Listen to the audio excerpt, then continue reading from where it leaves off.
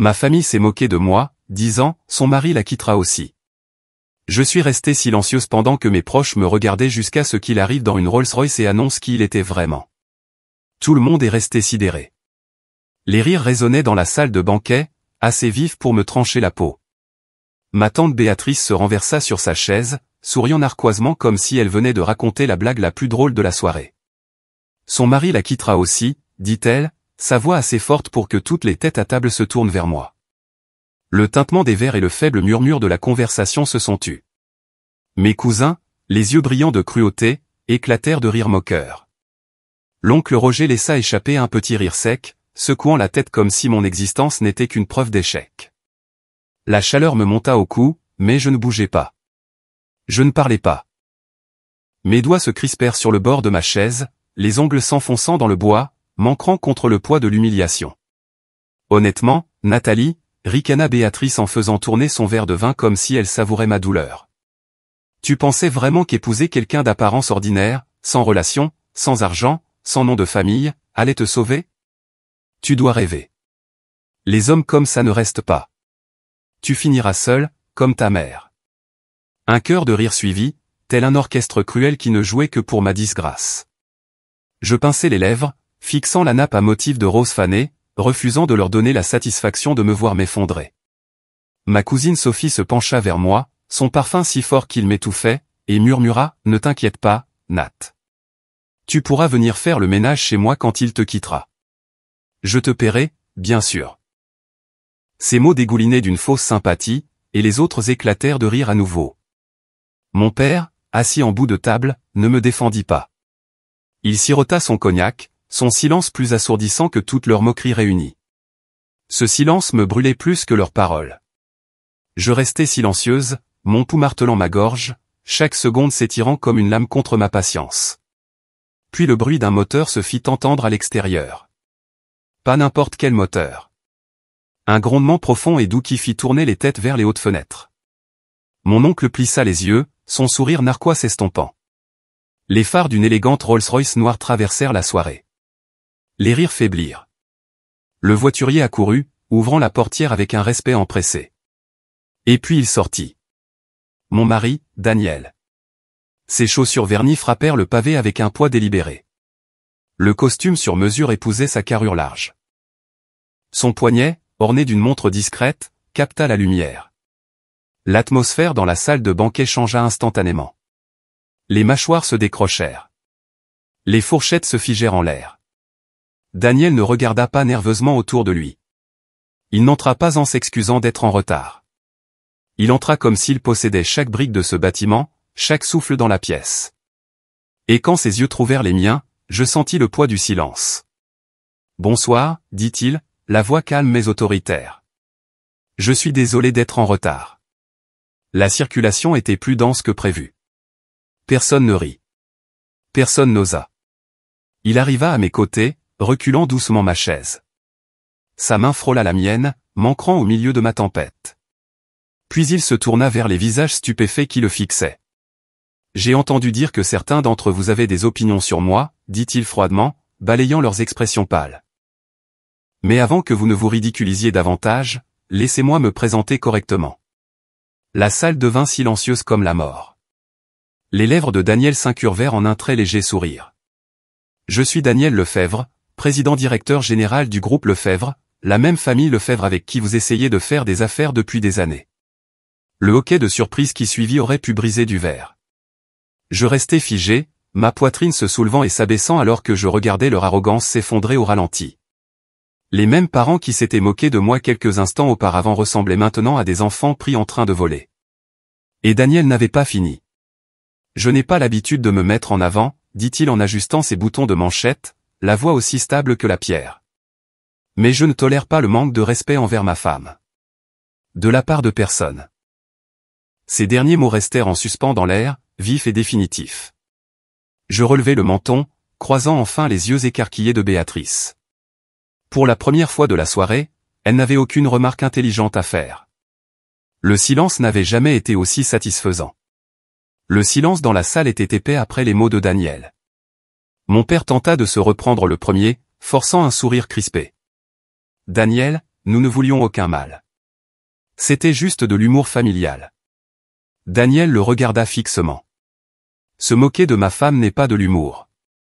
C'est un manque de respect. Tante Béatrice s'agita nerveusement, son verre tremblant. On taquine parce qu'on s'inquiète, dit-elle faiblement. J'ai laissé échapper un rire sec. Non, vous taquinez parce que ça vous fait vous sentir plus grand. Vous ne vous êtes jamais soucié de moi une seule fois. Ma cousine Sophie marmonna, tu n'as jamais dit qu'il était. Puis s'arrêta, fixant Daniel comme si elle le voyait pour la première fois. L'oncle Roger s'éclaircit la gorge. Groupe Lefebvre, hein? Tu aurais dû nous le dire plus tôt, Nathalie. Nous aurions pu travailler ensemble. Daniel glissa une page pliée sur la table. Vous voulez dire les rendez-vous que vous avez supplié d'obtenir le mois dernier? Nous avons refusé pour une raison. Le sang quitta le visage de Roger. Daniel se retourna vers mon père. Je me fiche de vos blagues, mais je ne laisserai personne traiter ma femme comme si elle ne valait rien. Pas devant moi. Jamais. Je levai le menton, croisant les yeux choqués de Béatrice. Pour une fois, aucun d'eux n'avait plus rien à dire. L'air semblait avoir chuté de 10 degrés. Mes proches, qui quelques minutes auparavant riaient assez fort pour faire trembler les murs, étaient maintenant assis, figés, le visage pâle de stupeur. Les fourchettes reposaient intactes sur les assiettes. Les verres à vin tremblaient légèrement dans des mains nerveuses. Mon père a finalement rompu le silence. Assez de ce spectacle, a-t-il marmonné, la voix basse mais sèche. Nathalie, tu as toujours eu le don de faire des scènes. Maintenant, tu nous y as tous entraînés. J'ai tourné lentement la tête vers lui, ma patience à bout. Des scènes, ma voix porta plus fort que je ne l'attendais. Tu es resté assis là et tu les as laissés m'humilier. Tu ne m'as jamais défendu, pas une seule fois. Et maintenant que la vérité est devant toi, tu appelles ça des scènes. Il déglutit difficilement, la mâchoire serrée, mais ne dit rien. Daniel se tenait fermement à mes côtés, calme mais inébranlable. Avec tout le respect que je vous dois, monsieur, ce qui s'est passé ici ce soir n'est pas une scène. C'est une révélation. Les gens révèlent qui ils sont vraiment quand ils pensent que personne ne regarde. Ma cousine Sophie s'est agitée sur sa chaise, les yeux fuyants. Nathalie, tu sais qu'on ne le pensait pas personnellement. On plaisantait juste. Plaisanter? Je me suis penché en avant, ma voix tremblant maintenant, non pas de peur, mais d'années de colère refoulée. Vous vous êtes moqué de moi à chaque occasion. M'avez traité de faible, d'inutile, avez dit que je ne garderais jamais un homme. Vous m'avez traité de fardeau devant des étrangers. Ce n'est pas une blague. C'est de la cruauté. Sophie baissa les yeux sur ses genoux. Daniel jeta un regard circulaire à la table, sa présence remplissant le silence. Je me fiche de votre approbation. Mais voici ce que vous devez comprendre. Nathalie est ma femme. Elle est ma partenaire. Et la façon dont vous l'avez traitée est inacceptable. Elle ne vous doit plus son silence.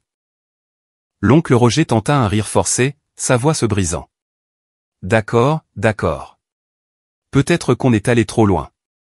Ne gâchons pas la soirée. Pourquoi ne pas simplement? Non, ai-je coupé, mon ton ferme. Nous allons gâcher la soirée parce que pour une fois, je ne vais pas rester assise et encaisser. J'en ai fini de vous laisser tous décider de ma valeur comme si c'était un jeu, la pièce était immobile, le poids de mes mots pesant sur chaque sourire narquois et chaque faux sourire qu'ils avaient jamais affiché en ma présence.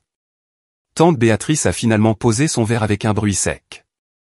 Sa voix vacillait, désespérée maintenant. Nathalie, tu dois comprendre. Nous avons seulement dit ces choses parce que nous pensions que tu t'étais contentée de peu. Nous pensions que ton mari était ordinaire. L'expression de Daniel s'est durcie, mais il n'a pas haussé la voix. Et c'est là le problème. Vous mesurez la valeur d'une personne à la taille de son salaire ou au nom sur sa carte de visite. Vous m'auriez écarté sans jamais savoir qui je suis. J'ai regardé ma tante, puis mon père, puis chaque visage à cette table. Mes mains ne tremblaient plus. Pour la première fois depuis des années, je me sentais plus grande. Vous ne vous êtes pas seulement moqué de lui. Vous vous êtes moqué de moi. Et maintenant, vous avez tous été exposés pour ce que vous êtes. Superficiel, calculateur et cruel. Le silence qui suivit fut le son le plus satisfaisant que j'ai jamais entendu. La tension dans cette salle de banquet était suffocante. Chaque tic-tac de la vieille horloge murale au-dessus du bar résonnait comme le tonnerre. Personne ne leva une fourchette. Le dîner de famille autrefois bruyant s'était transformé en un affrontement silencieux, et chaque regard semblait désespérément chercher une issue, sauf le mien. J'en avais fini de me cacher derrière le silence. Mon père s'éclaircit la gorge, s'agitant sur sa chaise comme un homme pris au dépourvu chez lui. « Nathalie, baisse la voix », ordonna-t-il, ses mots secs et froids. « Tu te mets dans l'embarras. » J'ai ri amèrement. « M'embarrasser ? Tu es resté assis pendant que ta famille se moquait de moi, de ta propre fille, et tu n'as rien dit. Tu les as laissés me démolir parce que c'était plus facile que de me défendre. » Ses lèvres s'amincirent, le masque du contrôle glissant un peu. « Tu as toujours été dramatique, sensible.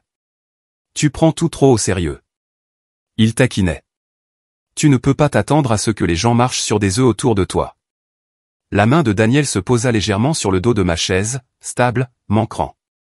Sa voix coupa la pièce comme de l'acier. Il y a une différence entre taquiner et être cruel. Ce qui s'est passé ici ce soir n'était pas un amusement inoffensif. C'était de l'humiliation. Et le silence du chef de cette table n'a fait que prouver le peu de valeur que vous accordez à la dignité de votre propre fille. La mâchoire de mon père se serra. Il tourna son regard vers Daniel, essayant d'affirmer son contrôle. Avec tout le respect que je vous dois, Daniel, c'est une affaire de famille. Les étrangers ne dictent pas comment nous nous parlons. Daniel ne broncha pas, alors c'est peut-être pour ça que cette famille s'est fracturée en amertume et en compétition superficielle. Parce que personne n'a le courage de dire la vérité. Les mots tombèrent comme des pierres dans l'eau, les ondulations atteignant tout le monde. Ma tante Béatrice baissa les yeux. Roger se frotta la nuque. Sophie fixa son assiette, les joues rouges de honte, ou peut-être de peur. Mais mon père n'était pas prêt à céder. Il se pencha en avant, les yeux plissés. « Vous pensez que l'argent vous donne le droit de vous tenir ici et de nous faire la leçon ? Ne confondez pas la richesse avec la sagesse, Daniel. Les hommes comme vous sont temporaires. Vous apparaissez, faites du bruit et disparaissez quand le vent tourne. » La voix de Daniel ne s'éleva pas, mais la puissance qu'elle contenait rendit l'air plus lourd. « Je n'ai pas bâti ma vie sur du bruit, monsieur. Je l'ai bâti sur la discipline, le respect et la loyauté.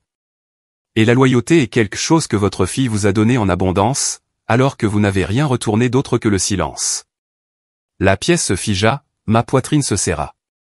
Pendant des années, j'avais souhaité que quelqu'un, n'importe qui, dise ces mots à voix haute. Et maintenant, les entendant de la bouche de l'homme que j'avais épousé, je sentis les larmes me brûler les yeux. Non pas par faiblesse, mais par soulagement. Ne me parlez pas de loyauté, lâcha mon père, son ton soudainement plus dur. La loyauté, c'est rester avec sa famille quoi qu'il arrive. La loyauté, ce n'est pas s'enfuir avec un homme qui a caché qui il était vraiment.